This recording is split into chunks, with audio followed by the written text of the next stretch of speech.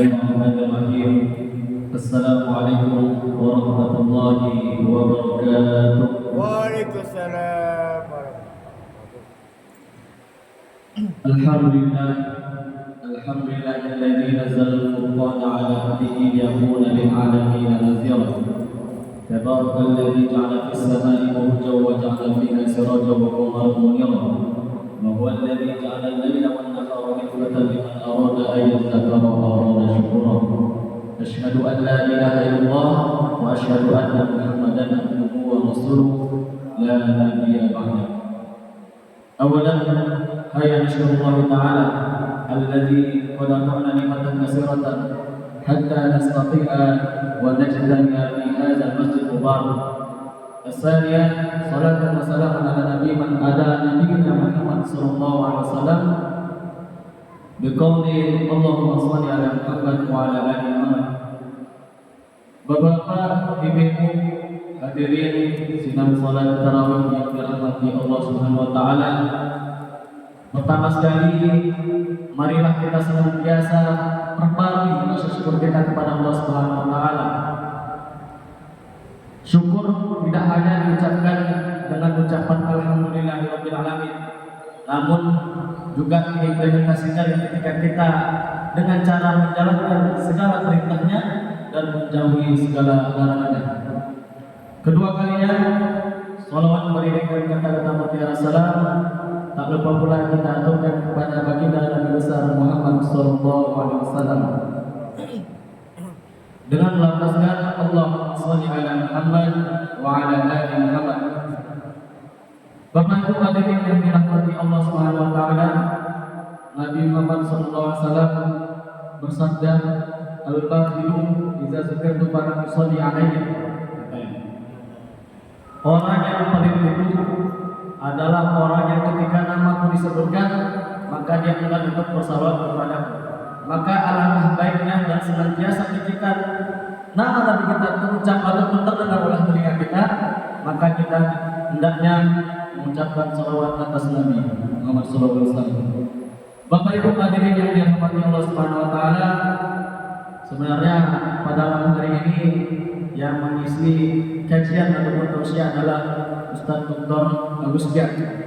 Kebetulan Ustaz yang berhalangan hadir, maka dari itu untuk mengisi waktu kita yang kosong ini sembari menunggu mungkin ketika kita buka tadi masih ada kekenyangan atau masih menunggu jamaah yang masih dalam perjalanan, maka daripada waktu kosong, maka dari itu kami mohon izin kepada Bapak Ibu untuk mengisi dengan kultum.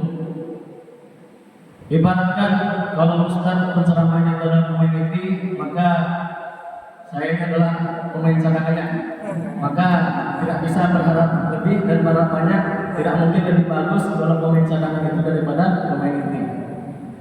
Bapak-bapak, ibu-ibu hadirin yang dirahmati Allah Subhanahu wa taala, tak terasa lebih kurang satu pekan lagi bulan yang penuh dengan keberkahan ini, bulan yang dilipat gandakan segala amal kebaikan kita, serta ditutupnya rapat-rapat pintu neraka, tak terasa sebentar lagi akan meninggalkan kita. Namun, seperti yang disampaikan oleh Ustaz kita tadi malam, oleh Ustaz Rafi, bahwasanya ciri-ciri seseorang yang berhasil ataupun kalau orang berangkat haji, pulang hajinya menjadi mabrur. Orang yang sukses ketika menjalankan ibadah puasa dengan cara apa? Dengan melihat apakah segala pekerjaan kebaikan yang dilakukan untuk 3 bulan Ramadan diaplikasikan ataupun diimplementasikan di bulan-bulan lainnya. Bapak-bapak, ibu-ibu hadirin yang dirahmati Allah Subhanahu wa taala, adapun tema kita yang akan kita bawakan pada malam hari ini adalah keutamaan kitab suci Al-Quran. Para hadirin yang dirahmati Allah Subhanahu wa taala, untuk sama-sama kita ketahui bahwasanya bulan suci Ramadan ini merupakan bulan diturunkannya kitab suci Al-Quran.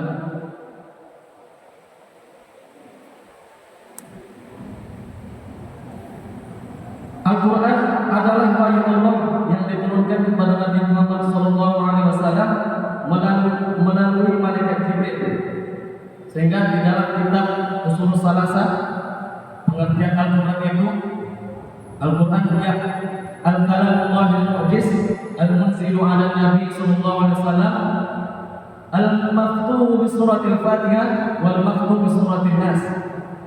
Al-Quran adalah kitab suci Al-Quran adalah mukjizat yang diturunkan Allah Subhanahu wa taala kepada Nabi Muhammad sallallahu alaihi wasallam melalui malaikat Jibril, yang dibuka dengan surat Al-Fatihah dan diakhiri dengan surat An-Nas. Bapak-bapak, ibu-ibu hadirin yang dirahmati Allah Subhanahu wa taala, perlu kita merenungi bersama. Bulan Ramadan sebentar lagi akan berakhir. Marilah kita bertanya kepada diri kita, sudah sebanyak apa kita membaca Al-Quran?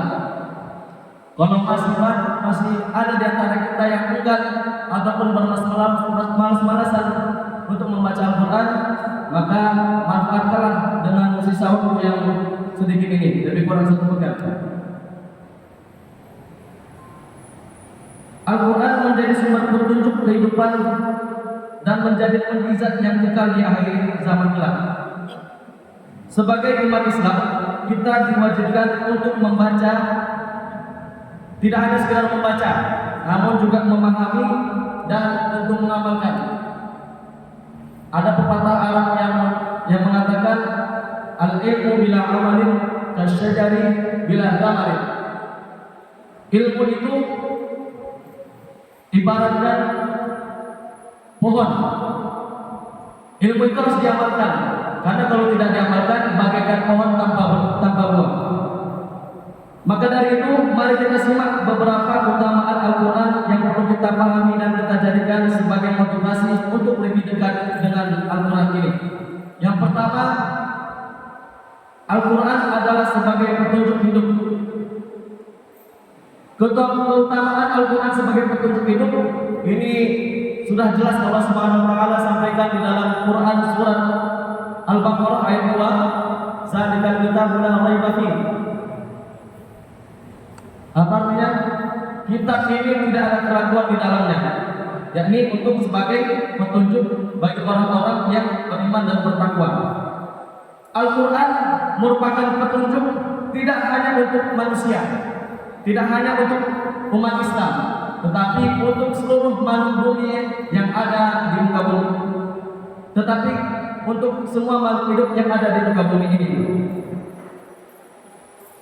Al-Quran memberikan petunjuk yang jelas tentang bagaimana kita hidup sebagai manusia yang bertakwa serta menjauhi dosa dan menjalankan ibadah dengan benar. Sebagai umat Islam, kita harus mengimani bahwa segala sesuatu yang ada di dalam Al-Quran adalah petunjuk yang sesuai dengan kebutuhan kita, baik di dunia maupun di akhirat. Dalam kehidupan sehari-hari, kita seringkali dihadapkan dengan berbagai masalah, baik yang bersifat pribadi maupun dengan masalah antara kita sesama manusia maupun ekonomi. Nah, di Al-Quran ini kita diajarkan untuk bagaimana kita menghadapi semua masalah tersebut dengan bijaksana.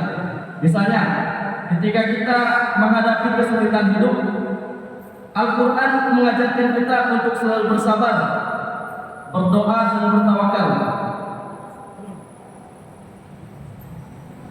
Karena Allah SWT berfirman dalam Quran surah Al-Baqarah, "Ya ayyuhalladzina amanu ista'inu bis-sabri was-salah, innallaha ma'as-sabirin." Nah, jelas sekali di sini Allah katakan di dalam Al-Quran bahwasanya Allah SWT bersama orang-orang yang sabar. Yang kedua, Al-Quran sebagai sumber penyembuh. Keutamaan yang kedua ini, Al-Quran sebagai penyembuh tertuang dalam Al-Quran surat Al-Isra ayat 82 yang artinya, "Dan kami turunkan Al-Quran sesuatu yang menjadi penawar dan rahmat bagi orang-orang yang beriman." Al-Quran tidak hanya memberikan petunjuk hidup yang benar, tetapi juga sebagai penawar dari penyakit seperti penyakit hati, kebimbangan, keraguan, kecemasan dan kesedihan.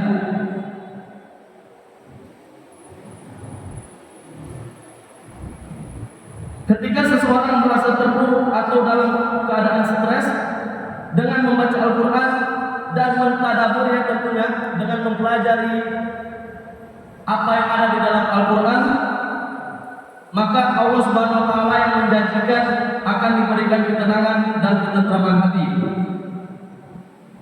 Yang ketiga, Al-Quran akan menjadi syafaat di hari kiamat. Keutamaan berikutnya adalah ketika di hari kelak, di hari akhir kelak, maka Al-Quran ini akan menjadi penolong bagi kita. Nabi Muhammad SAW bersabda dalam sebuah hadis yang diriwayatkan oleh Imam Muslim yang berbunyi, bacalah Al-Quran karena ia akan datang pada hari kiamat sebagai syafaat bagi pembacanya. Hadis riwayat Muslim. Bapak Ibu hadirin yang dirahmati Allah Subhanahu wa taala, di akhirat kelak, di saat banyak orang-orang yang sibuk dengan urusannya masing-masing, maka Al-Quran pada hari kiamat kelak akan datang kepada pembacanya, kepada orang-orang yang mencintainya selama di dunia, untuk memberikan syafaat ketika di hari akhir kelak. Yang keempat, Al-Quran sebagai penyebab ketinggian derajat. Bapak-bapak, ibu-ibu hadirin yang dirahmati Allah Subhanahu wa taala, keutamaan yang keempat ini bisa sama-sama kita lihat dan kita ketahui bersama bahwasanya segala sesuatu yang berhubungan dengan Al-Quran pasti Allah akan muliakan dan Allah akan angkat derajatnya. Al-Quran diturunkan kepada malaikat Jibril, sehingga malaikat Jibril adalah malaikat yang paling mulia di antara malaikat-malaikat lainnya.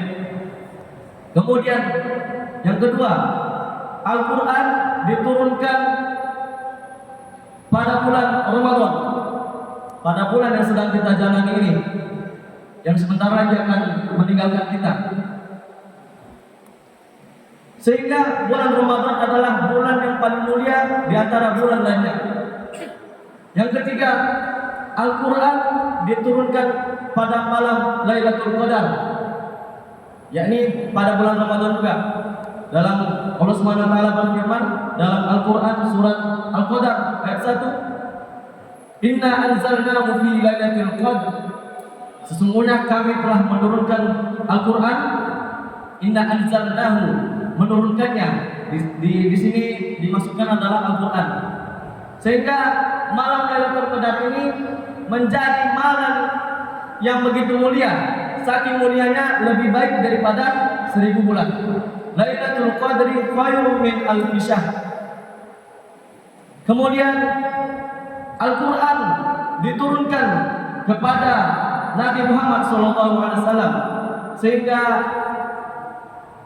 sampai hari ini kita ketahui bersama bahwasanya Nabi Muhammad SAW adalah manusia yang paling mulia di sisi Allah Subhanahu wa taala. Maka dari itu ada ibrah yang bisa kita ambil